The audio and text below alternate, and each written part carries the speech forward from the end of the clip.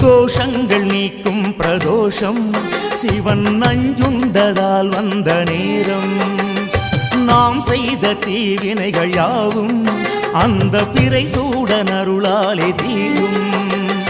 நாரனின் விடையாக நந்தியின் கொம்பிடையில் சிவனாடும் நேரம் இது சிவன் வரும் சுகமான நேரம் இது